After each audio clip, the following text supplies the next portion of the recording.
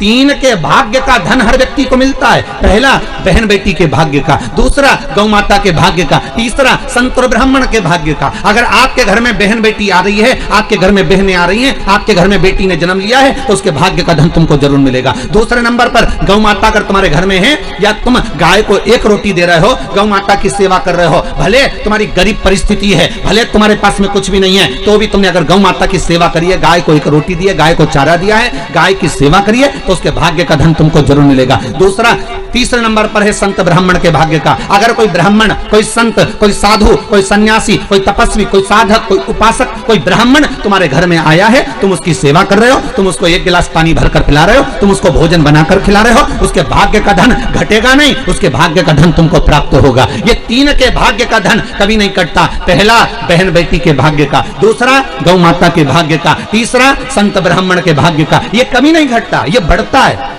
ये घटने वालों में से नहीं है। अगर तुम्हारे घर में बहन बेटी आई है और तुमने उसको एक साड़ी भी दी है, तो तुम्हारे घटने वाला नहीं है, वो बढ़कर ही तुम्हें मिलेगा। तुमने गाय को अगर एक रोटी दी है, उसका भाग्य तुमको प्रबलता में ही प्रदान करेगा। किसी संत ब्राह्मण को अगर आपने एक गिलास पानी पिलाया, एक अन्न का दाना खिलाया, एक भोजन कराया, तो उसका पुण्य आपको प्रबलता में प्राप्त होगा, वो घटेगा नहीं। ये घटने वालों में से नहीं है कि घट जाएगा, ये प्रबलता में प्राप्त हो जाएगा।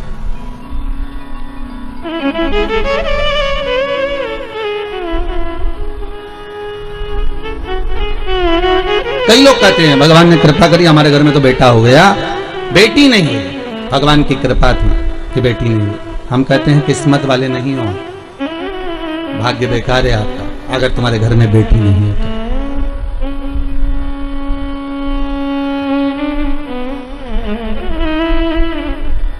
पूछा गया, किसी ने पूछा कि गुरुदेव, जिसके यहाँ पर बेटी नहीं होती, आप कहते हो उसका भाग्य अच्छा नहीं होता, ये बताओ भगवान फिर बेटी क्यों नहीं देता? फिर तो उसको बेटी देना चाहिए। हर एक व्यक्ति के घर में एक बेटी तो देना ही चाहिए। अगर 2 लड़के दिए हैं, 3 लड़के दिए हैं, तो एक कन्या तो देना चाहिए।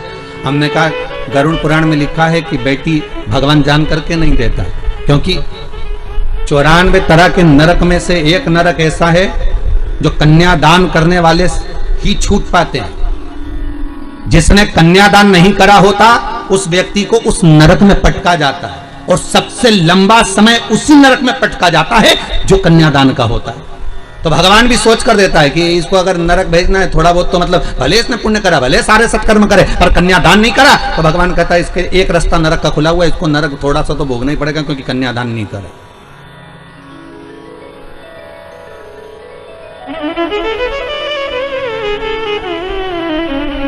कुछ सहज नहीं है। यमुना नेत्र बंद करती है,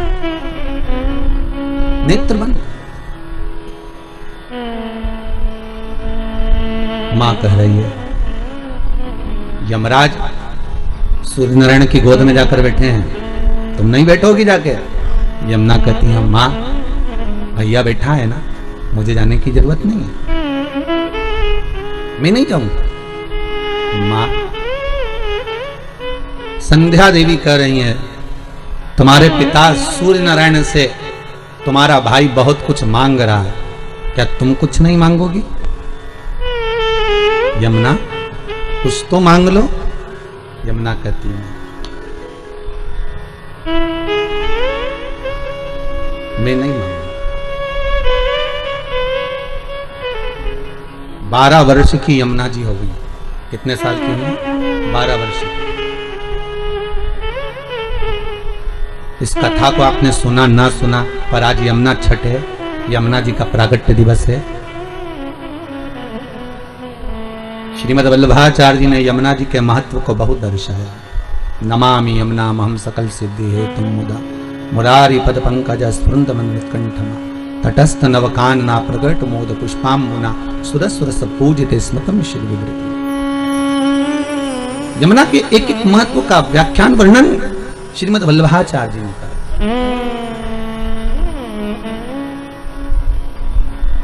12 वर्ष की यमुना जी हो गई। बेटी छोटी में भी त्याग करती है। अगर भाई भोजन करने बैठा है तो माँ बेटे को अच्छा दे देती है, बेटी को थोड़ा कमजोर दे देती है। कपड़े दिलाने लेकर जाएगी तो बेटे को अच्छा दिला देगी, बेटी को थोड़ा कमजोर दिला देगी। पिता बेटा छोटा है और बेटी अगर बड़ी है तो बेटे को 2 बिस्कुट के पैकेट ज्यादा दिलाएगा, टॉफी ज्यादा दिलाएगा, बड़ी बेटी को थोड़ा कम दिलाएगा। गम कितना खा रही है बेटी? यमुना गम कितना खा रही है?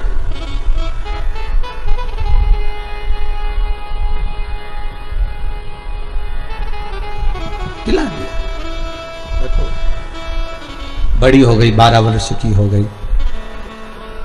मां संध्या के घर में और 2 बच्चों का जन्म हो गया, और 2 ताप्ती और शनि। एक लड़की और हो गई, क्या नाम था? ताप्ती और शनि। पूरी दुनिया में केवल एक ही नदी ऐसी है जिसके अंदर हड्डियां ले जाकर डाल दो तो 20 मिनट के अंदर गल जाती है, वो ताप्ती नदी है।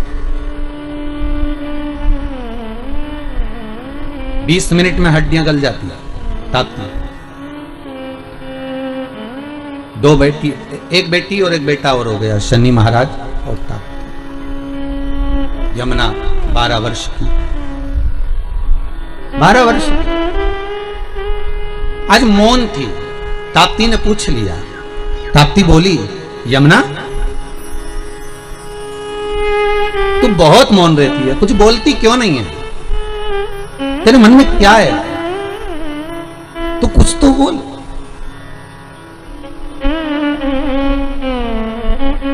यमुना कहती है, ताप्ती मैं तुझे कहूंगी पर तू किसी को बोलेगी तो नहीं? ताप्ती कहती, नहीं नहीं मैं नहीं बोलूंगी, बता अच्छा क्या बात है, तू बोल क्या कहना चाहती है। और धन्य है यमुना, धन्य धन्य। हरि खम्मा हरि यमुना मां झांकी अलबेली, धन्य।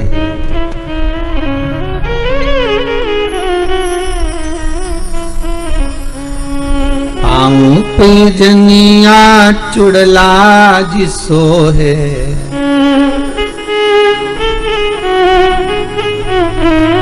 शीश चुनर मोरी मां झांकी अलबेली। हरि खम्मम हरि यमुना मां झांकी अलबेली। धन्य है यमुना, तू धन्य। मैं जो कहूंगी तू पिता से तो नहीं कहेगी? ताप्ती कहती तू पिता से डरती है? नहीं, बेटी बाप से डरती नहीं है, बेटी बाप का कायदा करती है, बेटी बाप का सम्मान करती है। फिर कहूंगा एक बार, बेटा एक बार अपने माँ बाप को दुखी देख सकता है पर बेटी कभी अपने माँ बाप को दुखी नहीं देखेगी। बहुत ध्यान रखना, माँ बाप कभी नहीं देख सकते। तो डरती है पिता से? नहीं। फिर क्यों कह रही है कि तू किसी पिता को मत बताना? मैं तो बस इतना कहना चाहती हूँ कि तू बोलना मत ही पिताजी से कि मैं चुप क्यों रहती हूँ, मैं मौन क्यों रहती हूँ, क्या चाहती है बोल। यमुना जी कहती हैं,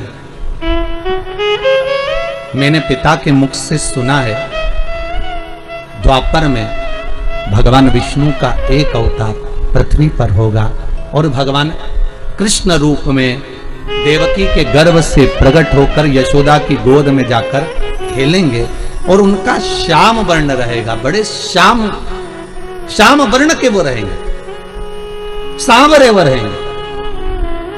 तो फिर दिक्कत क्या है तेरे को? तू क्या चाहती है? यमुना जी कहती हैं, बस मन में वही श्याम की मूर्ति समा गई है, अब उस सांवरे को मुझे अपना बनाना है। पर दिक्कत एक हो गई है, क्या कि सांवरे श्याम हैं और मैं बड़ी सुंदर गौरी।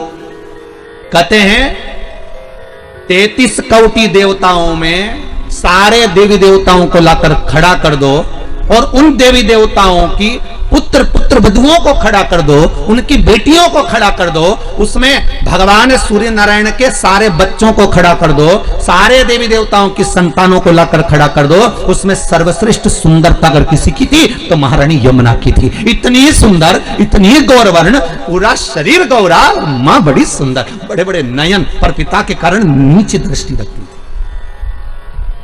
इतनी सुंदर मां यमुना थी, इतनी सुंदर अलौकिक। जब तक तुम्हारे हृदय में शंकर नहीं बैठेगा, तुलसीदास जी कहते हैं, तब तक तुम राम कथा में प्रवेश नहीं कर सकते। जब तक राम तुम्हारे अंदर नहीं आ सकता। कब आएगा राम? जब तुम शंकर की कथा में प्रवेश करोगे। राम कब मिलेंगे? जब तुम शिव कथा में प्रवेश करोगे। कृष्ण कथा कब मिलेगी? जब तुम शंकर की कथा में प्रवेश करोगे। इसलिए राम कथा की शुरुआत तुलसीदास जी, वाल्मीकि बाबा शंकर की कथा से करते हैं, और श्रीमद् भागवत की शुरुआत वेद व्यास जी शिव कथा से करते हैं, शंकर की कथा से शुरुआत करते हैं। भागवत जी को भी उठाकर देखिए, शिव की कथा प्रथम में आएगी, फिर बाद में सारी कथा चालू होगी। राम कथा को उठाकर देखिए, शिव कथा प्रथम में आएगी, इसके बाद रामचरितमानस चालू होगी। विष्णु पुराण उठाकर देखिए, सबसे पहले शंकर का प्रसंग आएगा। अगर हमें जिस देवता की आराधना करना है, स्वयं देवी भागवत, नवरात्र में अगर आप देवी भागवत पढ़ रहे हो, नवरात्र में अगर देवी भागवत को सुन रहे हो, तो देवी भागवत का विस्मरण करोगे तो सबसे पहले शंकर की कथा आएगी। सारी पुराणों में सबसे पहले शंकर को लाकर दिया गया। क्यों? क्योंकि शंकर की अगर कथा में तुम प्रवेश कर गए, शंकर का स्नेह तुमने पा लिया, शंकर का अनुमोदन अगर तुमने कर लिया, शिव स्मरण में अगर तुम डूब गए, तो तुम्हें जिस देवता का तुम भजन कर रहे हो उसको पाने में देरी नहीं लगेगी, वो मिल जाएगा। पर दुनिया इतनी विचित्र है कि सारे देवता को रिझाना पसंद करती है, शंकर के पास बाद में जाती है। और बाद में कब जाएगी? जब कोई बीमार पड़ गया, किसी का एक्सीडेंट हो गया, कोई बहुत ज्यादा बेकार हालत में पड़ गया, तब पंडित जी को फोन लगा के बोलेंगे महामृत्युंजय का पाठ कर दो। पंडित जी मन में सोचे, ये तो कभी शंकर जी के नहीं रिझाती थी, ये कभी तो शंकर का नाम नहीं लेती थी, ये शंकर का कभी भजन नहीं करती थी, सारे मंदिर गई पर शिव जी के मंदिर कभी नहीं गई, कभी एक लोटा पानी नहीं चढ़ाया, कभी शंकर का अनुमोदन नहीं करा, और उल्टा कहती थी कि हम शंकर का प्रसाद नहीं लेते, और उल्टा कहती हम शंकर के मंदिर नहीं जाते। बताओ, अब एक तरफ तो ये कह कि शंकर के मंदिर नहीं जाऊं, प्रसाद नहीं लो, और आज जब दुख की घड़ी आई तब शिव याद आ गया, तब शंकर याद आया, तो भी शंकर के मन में अभिमतता नहीं। शंकर कहते हैं भले बाद में आया तो मेरे करीब में। और भागवत कहती है पहले शंकर का अनुमोदन करिए, राम कथा कहती है पहले शंकर का अनुमोदन करो, शिव महापुराण की कथा कहती है शंकर का अनुमोदन करो। तो ताप्ती ने भी सूर्य नारायण भगवान से पूछ लिया, पिताजी आप जब सारी दुनिया में प्रकाश फैलाते हो, आपका शरीर जब इतना तपता होगा तो शीतलता कौन देता होगा? तब शंकर भगवान ने तुरंत कहा, जब कोई भक्त एक लोटा पानी लेकर शंकर पर चढ़ाता है और वो शंकर का चढ़ा हुआ जल गोल जलाधारी से निकल कर चरण से सबसे पहले नीचे की ओर जब आता है, मात्र एक बीते की दूरी पर वो पानी जब बहता हुआ आता है, सूर्य नारायण कहते हैं वो जल मुझे मिलता है और मेरे शरीर की तपन समाप्त हो जाती है। जरा देखिए, लिंग पुराण में उठाकर देखिए, स्कंद पुराण को उठाकर देखिए, और दोनों पुराणों का वर्णन स्पष्ट कर रहा है कि भगवान सूर्य नारायण, इसलिए शायद यही शास्त्र वर्णन करता है, इसीलिए शायद शिव महापुराण में स्पष्ट किया गया कि शंकर की पंचायत में सूर्य भी विराजमान है।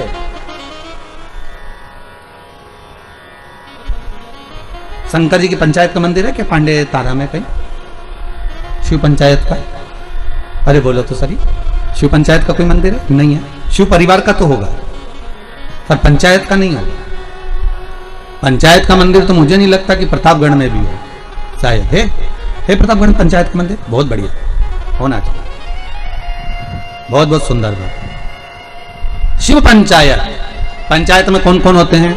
शंकर, दुर्गा जी, सूर्य नारायण भगवान, भगवान नारायण और गणेश जी महाराज, बस ये पंचायत। और परिवार में कौन कौन होते हैं? पार्वती, कार्तिकेय, गणेश, शिव, नंदी, ये परिवार। शिव पंचायत में केवल 5, और शायद इसीलिए शिव महापुराण की कथा में जो पंचायत का महत्व कहा गया, उस पंचायत में सूर्य की भागीदारी जो कही गई है कि एक बीता, आपके यहां अगर कहीं पर आपने शिवलिंग का दर्शन करा होगा,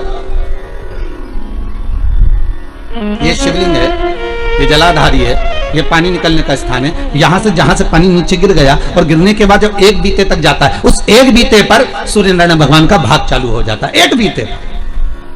क्यों कहते हैं? जिसको चर्म रोग हो जाता है, जिसका शरीर सफेद पड़ गया, चमड़ी बेकार हो गई, काला पड़ गया, शरीर में कहीं चट्टे पड़ गए, कहीं शरीर में दाने पड़ गए, पूरा चेहरा बेकार हो गया, पूरा शरीर बेकार हो गया, तो क्यों कहते हैं कि एक बीता जब पानी बह जाए, उस बहे पानी को हाथ का लेपन कर कर शरीर पर लगा लिया जाता है, शरीर ठीक होने लगता है। सूर्य का भाग वहां से चालू हो जाता है।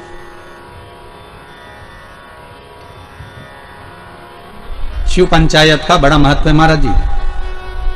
अगर आप लोगों ने लिंग पुराण पढ़ी होगी या शिव महापुराण पढ़ी होगी तो उसका बड़ा महत्व है महाराज।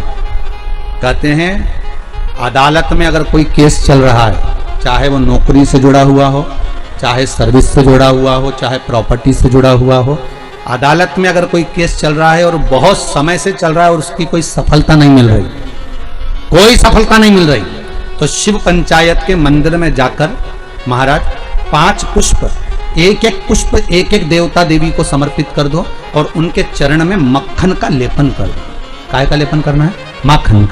माखन का लेपन कर दो और 5 देवताओं के सामने चौमुखी 5 दिए लगाओ, 4 बत्ती के घी के, गाय के घी के, एक एक देवता के सामने एक एक दिया लगाओ पंचायत का, और काम ना कर कर वापिस लौट कर आ जाइए। वो केस विजयता अगर देगा तो आपके पक्ष में ही देगा, हार नहीं सकते। शिव पंचायत का बहुत प्रबल भाव है महाराज, शिव पंचायत की साधारण नहीं होती। कोई लड़का लड़की का विवाह हुआ हो, तलाक हो गया हो, दूसरी बार शादी नहीं हो रही हो, बहुत परेशान हो गए और विवाह नहीं जम रहा हो, तो शिव पंचायत के मंदिर में बैठकर 5 देवताओं पर जल और उस जल में चंदन मिलाकर चढ़ाया जाता है महाराज। केवल 3 प्रदोष चढ़ा देते हैं, चौथी प्रदोष तक तो बाबा कृपा ही कर देता है महाराज। शिव पंचायत का इतना महत्व है। शिव पंचायत कोई साधारण नहीं होती महाराज। शिव पंचायत जिसकी कमर का गुरिया खसक गया हो, या घुटने की हड्डी खसक गई हो, या हाथ पैर कहीं की भी कोई हड्डी खसक गई है महाराज, और डॉक्टर अपना काम कर रहे हैं, गुड़िया नहीं जम रहा, और आपको केवल दवाई से ही अच्छे होना है, तो मूंग, हरी जो मूंग होती है वो शिव पंचायत के मंदिर में कम से कम 5 या 7 दिन तक चढ़ाएं, उसी मूंग को वापस उठा कर लाएं और उसको सुबह सुबह पानी में गलाकर खाना चालू कर दे। बाबा चाहेगा तो 15 दिन नहीं लगते, गुड़िया अपनी जगह पर बैठ जाती। शिव पंचायत,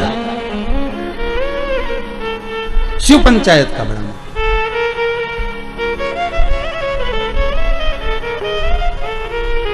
सहज नहीं है शिव पंचायत। तो भगवान शंकर की कथा कह रही है। अगर कहा मान लो मैंने कह दिया, ताप्ती कहती है मैं पिताजी से पूछूं, तो पिता से कहा पिताजी आपके शरीर पर इतनी ताप पड़ती है, ए बाबुल ए पिता। ताप्ती छोटी थी तो कह देती थी पिता से तुरंत जाकर। छोटी बेटी में और बड़ी बेटी में अंतर होता है, बड़ी बेटी मर्यादा में रहती है, बोलती कम है, और छोटी तो तड़ तड़ बोल बुला के बोझ जाए। उसको जो बोलना है ना छोटी को, वो तो बोल देगी, वो रुकती नहीं है। बहनों में यही भाव है, बहनों में जो बड़ी बहन होती है ना वो थोड़ी शांत रहती, शीतल रहती, और छोटी वो तो 2 मिनट, जी तू चुप रहे, मैं सब बोल दूंगी, बस बात इतनी। तू तो ये बता लड़का पसंद है कि नहीं है, जुमाने का देखा, तो वो कहते नहीं इतना कोई बस, तो तू क्या करना, तू शांति बैठ, बाकी सब मैं निपटा दूंगा। छोटी गई, मम्मी हाँ तुम जीजी की शादी जहां कर रही हो ना, अच्छा नहीं लग रहा है, बताओ। वो बड़ी नहीं बोल पाई, इसने जाके बोल दिया और सबके सामने बोल दिया। ले तो दूल्हा भी मैं बैठा था, बापड़े ने सोचा चलो वापिस से चलो, क्या करे, जब यही बोल रही थी चलो। छोटी छोटी बोलती नहीं, बड़ी बोलेगी नहीं, और छोटी तुरंत ओ बोला बोला चली बस जा। अच्छा शादी ब्याह में भी बहुत ध्यान रखना पड़ता है। बड़ी बहन की शादी कैसे भी कर दो, पर छोटी की में अगर जरा सी कमी रह जाए ना तो बोले बिना नहीं रहती। हाँ इतना था तो भी तो अच्छे से नहीं करी, बस बताओ। छोटी छोटी होती है, हम तो कहते छोटी खोटी भी होती है, छोटे खोटे बहुत उद्यमी भी रहते, बोलने में भी एकदम फटाक, जो बोलना है बोल दिया। ताप्ती ने कह दिया पिताजी आपसे बस केवल इतना कहना है कि आपको शीतलता, जब आपका शरीर इतनी तपन देता है, आपका शरीर इतना प्रकाश देता है, तो आपको वो शीतलता कहां से मिलती है? तो भगवान सूर्य नारायण कहते, भास्कर देव कहते हैं, जब कोई शंकर पर 1 लोटा पानी चढ़ाता है, उसका चढ़ाया हुआ जल जब मुझे प्राप्त होता है तो मुझे उसमें शीतलता का अनुभव हो जाता है। अब विचार करिए, कई किसी ने हमसे पूछा भी है कि हम सूर्य नारायण भगवान को अर्घ दें और कभी कभी नहीं दें, और हम शंकर के मंदिर में जाकर पानी चढ़ाते हैं, तो उससे सूर्य नारायण भगवान को फल प्राप्त होता है क्या? क्यों नहीं होता? आप अगर शंकर को जल चढ़ा रहे हो तो ब्रह्मा को भी जल चढ़ गया, शिव को जल चढ़ाया तो भगवान विष्णु को भी जल चढ़ गया, शिव को जल चढ़ाया तो जगदम्बा को भी जल चढ़ गया, शंकर को जल चढ़ाया तो गणेश जी को भी जल चढ़ गया, शंकर को अगर जल चढ़ाया तो कार्तिकेय को भी जल चढ़ गया, और शिव को अगर जल चढ़ाया तो 33 कोटि देवता, जहां से पानी बहता है वहां तक 33 कोटि देवता विराजमान होते हैं। इसलिए शंकर का जल लांगा नहीं जाता, वहां 33 कोटि देवता विराजमान होते हैं। सबको जल का भाग मिल गया। एक साधे सब सधे, एक जगह खोदे जाओ पानी तो निकले। खोदो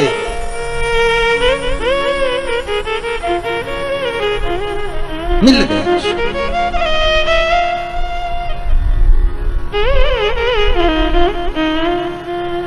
ताप्ती ने सुन लिया, जी पिताजी को शंकर जी से भाग प्राप्त होता, इसलिए तपन नहीं होता। मैं तुझे एक बात कहूं, तू ठाकुर जी को बाद में भजना, कन्हैया को बाद में प्राप्त करना, सांवरिया की तू बाद में हो जाना। पहले एक निवेदन करती हूं, पहले शंकर का अनुमोदन कर, शिव का अनुमोदन, शिव का स्मरण, हाँ शंकर का स्मरण, हाँ।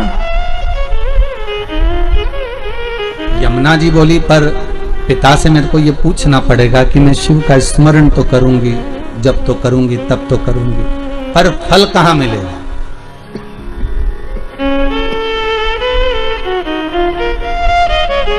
फल कहां मिलेगा? बहुत ध्यान दीजिएगा महाराज। शिव महापुराण की कथा कहती है, देवलोक में कितना भी अच्छा काम कर लेना उसका कोई फल नहीं मिलता। फिर से बोलो एक बार, किस लोक में? देवलोक में। देवलोक में जाकर तुम भगवान का भजन करोगे उसका कोई फल नहीं मिलेगा। बहुत ध्यान दीजिएगा। देवलोक में जाकर तुम कथा सुनोगे उसका कोई फल नहीं मिलेगा। देवलोक में जाकर तुम दान दोगे उसका कोई फल नहीं मिलेगा। हो गई थी, मैंने हो सकता है पीपल का वृक्ष कटवाया हो, बेलपत्री का वृक्ष कटवाया हो, और भी आम के पौधे, ना जाने कितने बगीचे कटवाए होंगे। जब मैंने कॉलोनी काटी होगी, जब मैंने प्रॉपर्टी बनाई होगी, जब मैंने कुछ निर्माण करा होगा, ना जाने कितने ऑक्सीजन देने वाले इन वृक्षों को काटा होगा, तो उसका भाग हो सकता है मेरे कर्म में लिखा होगा, पर आज क्षमा मांगता हूं कि अब नहीं होगा। उस परमात्मा से भले पलंग पर पड़े हो पर क्षमा याचना कर लो, उससे मांगो क्षमा। वो पिता है और बाप हमेशा अपने बच्चे को माफ कर देता है, ये पक्का है।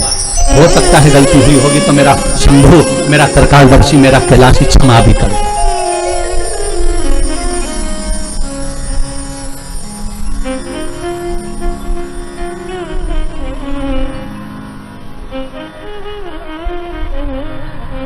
देने के लिए आतुरता, हो सकता है हमारा पुण्य, हमारा करा गया सत्कर्म, हमारा करा गया पुण्य हमारे सामने आता है, और हमारे द्वारा किया गया पाप कर्म भी हमारे सामने आता है।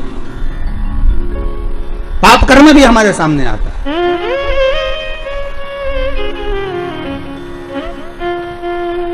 फिर निवेदन करूंगा, मत बुरे कर्म कर बंदे वरना पछताएगा, भगवान की आंखों से तू बच नहीं पाएगा, तू बच नहीं पाएगा।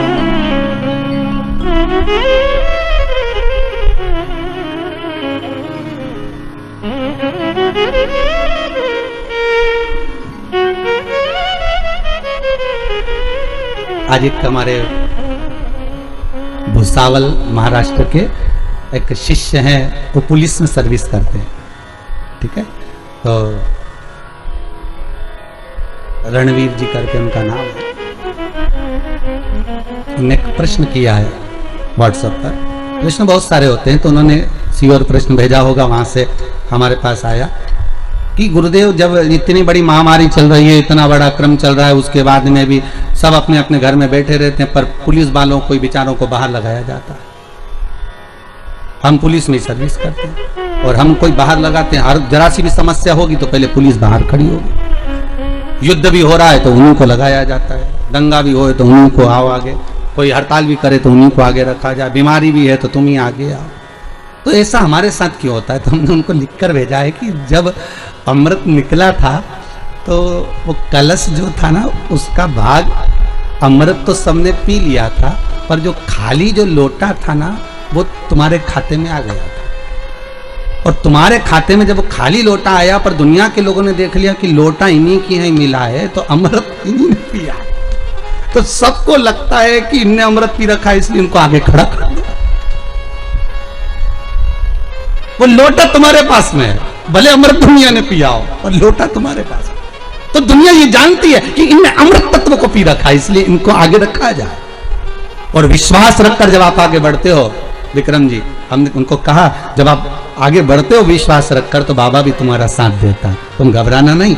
अगर महामारी में भी अगर आज आप सामने आकर सेवा दे रही है पुलिस प्रशासन, गवर्नमेंट, सरकार, डॉक्टर, सिस्टर, ये आदि कादिक जितने आगे आकर अगर सेवा दे रहे हैं, तो आपका साथ देने वाला वो शंभू बैठा है। बस आप सत्कर्म करना, उसका ध्यान अच्छे से करना, उसका स्मरण अच्छे से, वो सुख देगा, वो आनंद देगा। तुम्हें स्वयं भगवान की अमृत नाम मिल गया है, तो फिर क्या टेंशन, क्या चिंता। सुख का भान हो, आनंद की अनुभूति हो। यमुना कह रही है कि मैं जाऊं। पिताजी, अगर आप कहते हो कि पृथ्वी पर जाने पर ही फल मिलता है, देवलोक में करा हुआ कोई भी कर्म का फल नहीं है, पृथ्वी पर जाकर किए गए कर्म का फल है, तो मैं पृथ्वी पर जाना चाहती हूँ। भगवान सूर्यनारायण का तो पृथ्वी पर कहां जाएगी, किस जगह पर जाएगी और किसका भजन करेगी?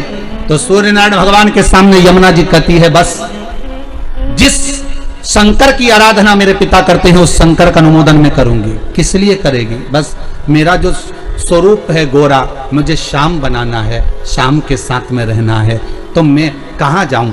भगवान सूर्य नारायण ने कहा, मेरे ही द्वारा निर्मित है कालिंदगिरी पर्वत, मेरा ही एक स्वरूप है। कौन सा पर्वत?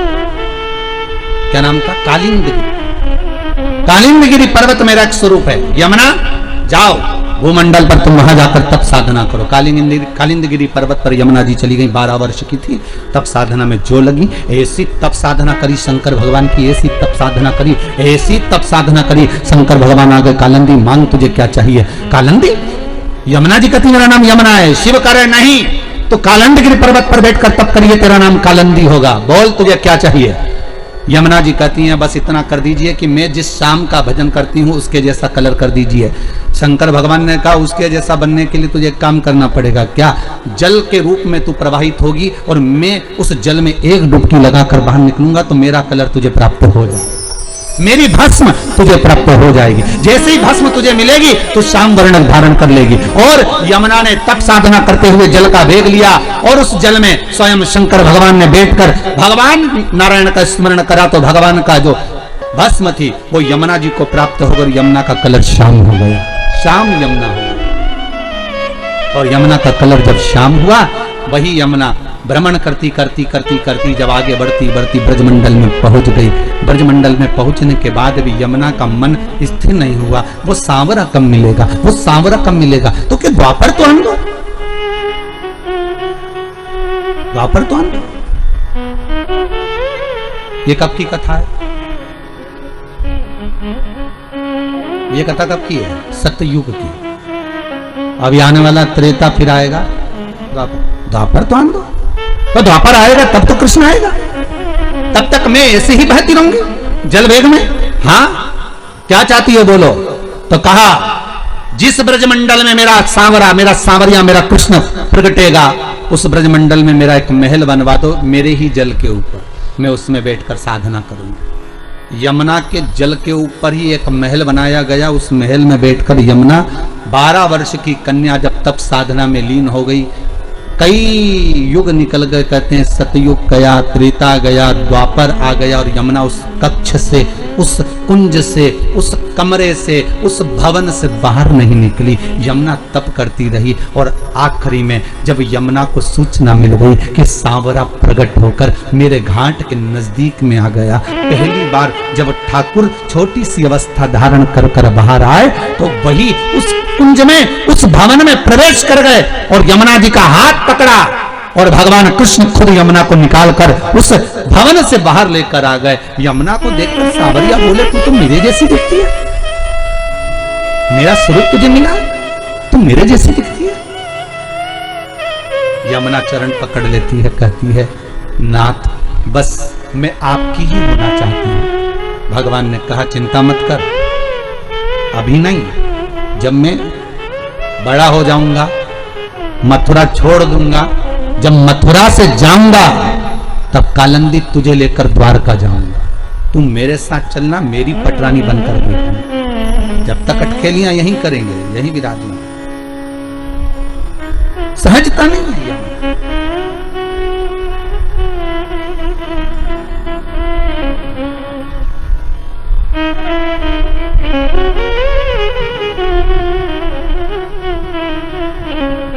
धन्य है माया, धन्य है वो सूर्यनारायण भगवान की डीकरी, धन्य है वो सूर्यनारायण भगवान की बेटी, धन्य।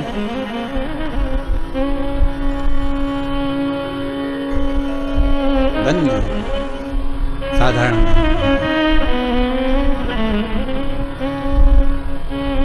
भगवान की अविरल भक्ति का स्वरूप आज भगवत स्मरण का जो सुख का भाग कहा गया वो साधारण नहीं हो सकता। शिव महापुराण की कथा कहती है, भगवान शंकर का चरित्र वर्णन करता है। कल कथा जो चल रही थी उसमें अपन ने एक व्याख्यान सुना था मंथन का। उस मंथन में विष निकला तो शिव को मिला, अमृत निकला तो देवताओं को मिला, और देवता अमृत पाने के बाद भी उनकी अभिमतता इतनी बढ़ गई थी कि वो भगवान शंकर के सामने खड़े होकर कहते हैं कि आपने विष पिया तो कौन सा बड़ा काम किया। देखिएगा जरा संबोधन देखिएगा। जब धन का मद आ जाता है, जैसे बाणासुर के पास आ गया,